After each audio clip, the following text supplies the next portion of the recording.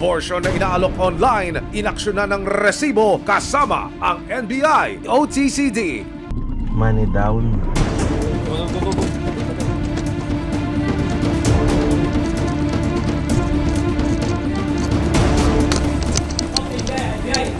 Okay, tapos kamay. Tapos kamay. Bitawan ang cellphone. Bitawan ang cellphone. Inventory lang namin yung mga gamit. Ngayon lang po ako nag-ano dito.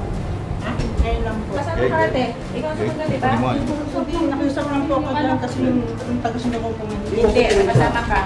Kasama yung mama ko lang po. Ay, kayo gumagawa kayo ng makapagpuhan niyo. Sino ba kayo magdidesisyon? Arestado ang maginang itinago namin sa mga pangalang Agnes at Nicole. Naabutan pa ng mga operatiba ang mga gamit na kanilang hinanda para sa paglaglag ng bata. Dito na nakumpirmang hindi sa isang clinic ginagawa ang procedure. Attorney, describe mo. Ano ba itong niraid ninyo? Ano ba ito? Bahay lang? Barong-barong? Ano? Bahay lang siya, tapos foam nga lang yung ano eh, sa sahig nakalagay yung ano eh. Tapos makikita mo yung mga supposed to be gagamitin sa procedure, makikita mo talagang hindi sanitize itong mga gamit na to. Nang hanapin ng mga otoridad si Iris na kanilang nakausap online, missing in action si Iris sa buong pangyayari at nang tanungin ng NBI kung sino ang taong nagbibigay sa kanila ng mga kliyente, todo deny ang isa sa akusado. Pero sa aming panayam sa nahuling suspect na si Agnes, Paano po kayo natuto sa ganitong kalakaran? Alam po. Ano po siya? Midwife din daw siya. Paano niyo po ba nakilala si ma'am? Online lang po siya. Pero kayo po ay hindi midwife. Hindi po. Nagre-reseta po kayo. Ay, hindi po. Si ano po napapadala niya si takasan ang pag-amin ni Agnes tungkol sa krimen. Ang ginagawa lang po napadyada rito, nalagyan lang po ng gamot tsaka goma, yun lang po. Tapos pinauwi na. Sinubukan din naming kunan ng pakayag ang anak niyang si Nicole na siyang sumundo sa mga asset ng NBI pero no comment na raw siya. Dinala ang mag-ina sa NBI matapos mahuli.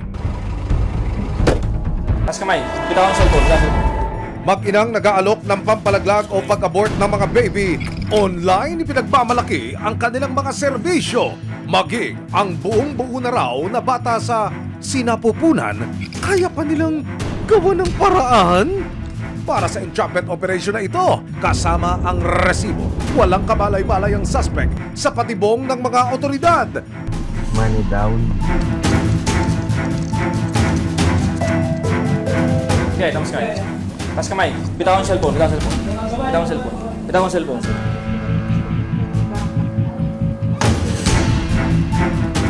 Sa aking eksklusibong panayam sa isa sa mga akusado na si Agnes, ikinuwento niya ang kanilang sistema. Ano pong trabaho ninyo? Sa Quiapo, magtitinda po kami doon sa Quiapo. Ano po yung tinitinda nyo no, sa Quiapo?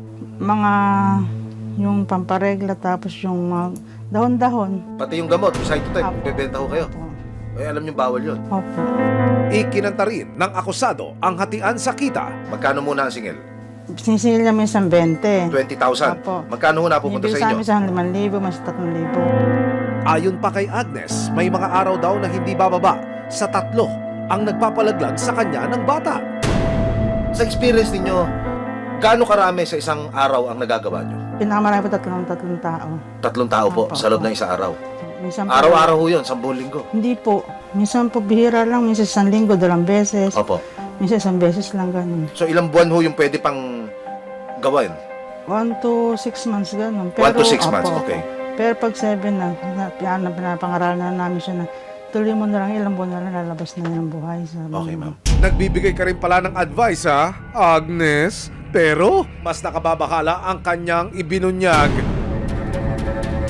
Yung nakukuha sa Hindi sinapupunan, saan nyo Pag isang dinadala buwan yun? lang po kasi minsan dinadala nila ng nagpapalaglag, sila kumukuha.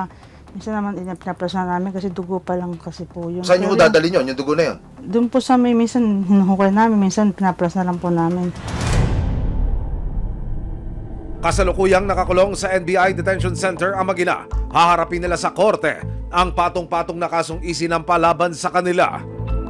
Ang ikakaso natin sa kanila ay yung illegal practice of medicine, yung dispensing sale of pharmaceutical products, tapos sale of unregistered health products and misbranding of health products, tsaka intentional abortion. Meron ho bang pagsisisi sa inyo? Dito, bakit ho kasi sa dami-dami ng trabaho dito kayo pumasok? Nasisi naman po kung talaga kami. Huwag na lang po subukan at napaka-delikado at masyado masama. Kung maraming hanap buhay dyan na marang, ngayon na lang pampasukan nila.